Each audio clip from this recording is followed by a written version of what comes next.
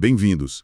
Sabe, no século XVIII, a Europa tinha uma obsessão por gabinetes de curiosidades. Uhum. Eram salas que as universidades, os aristocratas usavam para exibir maravilhas do mundo todo. Exato. Mas e quando a curiosidade é grande demais para caber numa sala? Ou num navio? É um bom ponto. Como se estuda uma rocha de 40 toneladas, coberta de inscrições misteriosas, a milhares de quilômetros de distância, no meio do nada em Massachusetts? Esse era exatamente o dilema da Dighton Rock. Ela era um objeto de fascínio assim intenso. Tinham teorias de que as inscrições podiam ser de fenícios, vikings, Nossa. até de uma das tribos perdidas de Israel. Provar qualquer uma dessas teorias mudaria a história das Américas. Mas, como você disse, não dá para botar 40 toneladas de pedra num navio e mandar para Paris. A informação precisava viajar, mas a rocha não podia. Exato. E é aí que a nossa conversa de hoje vai fundo. Vamos explorar uma solução de 1768 que é, olha, pura engenhosidade.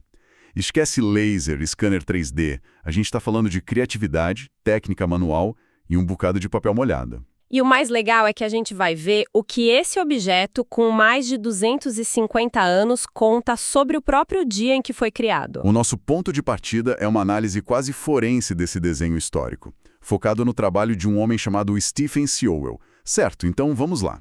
O problema é claro. A rocha é enorme, imóvel, as inscrições complexas, desgastadas pelo tempo. Como capturar cada linha com uma precisão que convencesse os acadêmicos do outro lado do Atlântico? Então, a solução do Stephen Sewell, lá em 1768, foi bem ambiciosa. Criar uma cópia em escala 1:1. Uma cópia em tamanho real. Isso. Mas, claro, não existia uma folha de papel de 3 metros na época. E mesmo que existisse, não seria nada prático usar na margem de um rio, que era onde a rocha ficava. Uhum. Então ele usou um método modular. Pegou 20 folhas de papel menores, bem mais fáceis de manusear. E o processo em si? Eu fico imaginando ele lá na beira do rio, parecia algo quase artesanal. Ele simplesmente colocou o papel em cima e desenhou? Foi muito mais tátil do que isso. Primeiro, as fontes indicam que ele pintou as inscrições na própria rocha. Ah, para dar um contraste. Exatamente, provavelmente com uma tinta escura para ficar mais fácil de ver. Aí veio a parte genial. Ele molhou as folhas de papel e aplicou sobre a superfície da rocha. Mas, peraí, papel molhado, isso não ia rasgar com facilidade, ainda mais numa superfície de pedra toda irregular. Então, o papel do século XVIII, feito de trapos de algodão, de linho, era surpreendentemente resistente, sabe? Nossa, não imaginava. E o fato de estar molhado era a chave de tudo. O papel úmido, ele se molda perfeitamente a qualquer contorno. Ele entra em cada fenda, em cada sulco, como se fosse uma segunda pele. Entendi. Um papel seco só ficaria por cima, né? Não ia pegar os detalhes de profundidade. Pois é, o papel molhado criou uma espécie de molde, um relevo negativo das inscrições. Certo. E aqui vem a parte que eu acho mais fascinante. O Sewell não usou um pincel, um lápis para traçar o desenho. Ele usou o próprio dedo. O próprio dedo. Ele pressionou o papel úmido nos sulcos pintados da rocha, traçando as linhas com a ponta do dedo. Ele estava literalmente sentindo o desenho, sabe?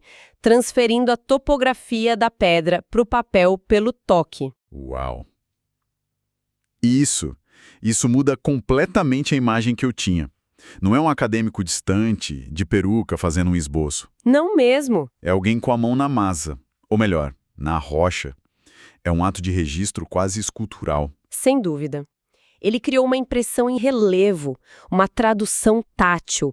Era a única forma de capturar a imagem com fidelidade numa superfície tão irregular. Ver não era suficiente, era preciso tocar. E essa conexão física não terminou em 1768, né? O mais incrível é que hoje os conservadores conseguem ler as marcas físicas nesse papel para entender como foi aquele dia. Sim, o desenho do céu deixou de ser só uma representação da rocha e virou um artefato forense. Ele não é só um retrato da Dighton Rock, ele é um diário do dia em que foi feito. É como se a gente pudesse fazer uma autópsia do processo. Quais foram as pistas que eles encontraram? Olha, a primeira pista estava no estado do papel. Eles notaram que as 10 folhas da parte de baixo do desenho estavam muito mais rasgadas, mais frágeis do que as da parte de cima. E qual a explicação para essa diferença? A localização da rocha. Ela fica numa zona de maré. A teoria é que a parte de baixo ficava submersa por mais tempo a cada maré. Ah, entendi. Isso quer dizer que ela estaria coberta de cracas, algas, detritos. A superfície era bem mais áspera. A fricção do dedo do Sewell contra essa parte mais rugosa simplesmente danificou mais o papel ali. Que incrível! Então os rasgos no papel são tipo um mapa da linha da maré de 250 anos atrás? É um registro ambiental involuntário. Precisamente. A segunda pista veio da análise química da tinta. Revelou que era uma tinta de impressão feita com negro de fumo, que é basicamente um pó de fuligem de carbono misturado com óleo. E o que a tinta nos diz? 2 coisas. Primeiro, que era um material acessível para um acadêmico de Harvard como ele, mas o mais importante, do ponto de vista da conservação, é que o negro de fumo é quimicamente inerte. Inerte? Como assim? Diferente de outras tintas da época que tinham ácido e literalmente corroíam o papel com o tempo, o carbono não reage. Essa escolha de material, talvez até acidental, foi uma das razões pelas quais o desenho sobreviveu também. Fantástico! E a terceira pista, você falou que ele usou o dedo para criar o relevo. E a tinta, como ele aplicou depois? Essa parte é mais especulativa, mas tem base. A teoria é que ele pode ter mergulhado o dedo, talvez coberto com um pedaço de tecido ou até uma meia, para a aplicação ficar mais suave. Peraí, uma meia? É, diretamente na tinta de negro de fumo e, aí sim, traçado sobre as impressões em relevo que já estavam no papel. Você está me dizendo que a solução para registrar um dos maiores mistérios arqueológicos da Nova Inglaterra pode ter sido, literalmente, uma meia suja de tinta? Possivelmente. Parece rudimentar, mas é incrivelmente eficaz, né?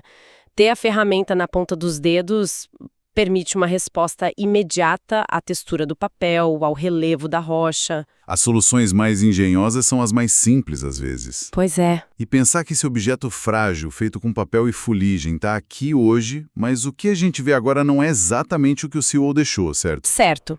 O desenho está montado em pelo menos 2 camadas de material de suporte de campanhas de conservação posteriores, uma de 1860 e outra de 1975. Ele tem sua própria biografia de cuidados, de intervenções. Ok, então o Sewell tem essa obra-prima de 3 metros. É um feito técnico impressionante, está em exibição em Harvard, mas isso cria um novo problema. Como compartilhar essa informação? Não dá para mandar uma cópia disso para um colega em Paris. Exatamente. O desenho resolveu o problema da captura de dados, mas criou um problema de distribuição.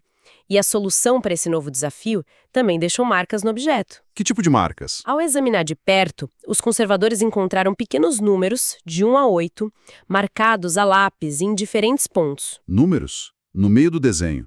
Para quê? Algum tipo de código? Eram guias de alinhamento, marcas de registro para uma ferramenta específica projetada para copiar desenhos com precisão, o pantógrafo. Ah, o pantógrafo? Nossa, engraçado, isso me lembrou na hora de um brinquedo que eu tinha nos anos 80. Era um pantógrafo de plástico, um monte de hastes. Sei qual é. Você prendia um desenho de um lado, colocava um lápis do outro, traçava o original e ele fazia uma cópia menor. Nunca imaginei que estava usando uma tecnologia do século XVIII. É exatamente isso. O princípio é o mesmo. É um dispositivo mecânico com braços articulados que usa geometria para replicar o movimento numa escala diferente. Uma ponta traça o desenho original. E a outra ponta desenha a cópia. Isso. E os números no desenho do Sewell serviam para garantir que, ao mover o pantógrafo para as diferentes seções do desenho gigante, tudo se alinhasse perfeitamente na cópia final menor. Imagino que era uma tecnologia quase mágica para a época. A capacidade de replicar um desenho com perfeição matemática, eliminando o erro humano. Foi absolutamente revolucionária e permitiu que o desenho único do Sewell fosse transformado em cópias menores, portáteis, que podiam ser gravadas em placas de cobre e impressas em massa. E essa capacidade de reprodução nos leva a uma questão ainda mais interessante, né? De repente, não existe mais uma imagem da rocha guardada em Harvard, mas várias. Exato. E o que acontecia muito era que essas cópias do desenho do Sowell eram publicadas lado a lado com outros desenhos da Dayton Rock, feitos por outras pessoas em outras épocas. Virava quase uma planilha visual. Isso. Um leitor na Europa podia abrir um livro e ver a versão de Sowell ao lado da versão de 1712 e da de 1788. Então se criava um debate visual. As pessoas podiam comparar e discutir qual versão era mais precisa. Mas a versão do Sowell, por ser uma impressão direta, uma fricção, ela não deveria ser considerada a verdadeira, a definitiva. Essa era a reputação dela, com certeza, a de ser a mais fiel. Mas o que essa coleção de imagens revela é algo mais profundo. Levanta uma questão sobre a natureza da observação. Mesmo com a intenção mais pura de ser objetivo, toda a representação é, no fundo, uma interpretação. Como assim? Se ele está traçando o que está lá, ele está só copiando, não. Mas ele está fazendo escolhas a cada segundo. Aquele sulco é fundo suficiente para ser traçado? Aquela marca é uma letra ou é uma rachadura natural na pedra?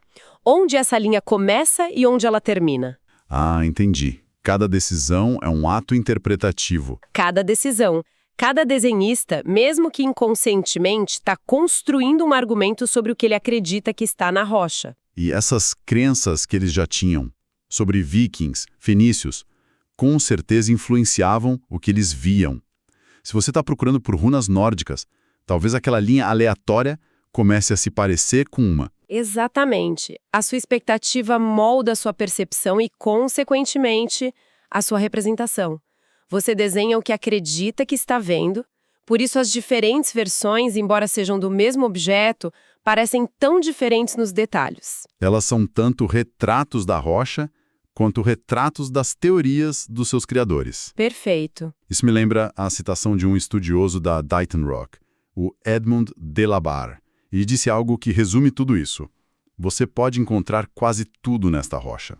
A ambiguidade do objeto era um campo fértil para a imaginação. Um teste de Rorschach de pedra. Exato. Então vamos recapitular.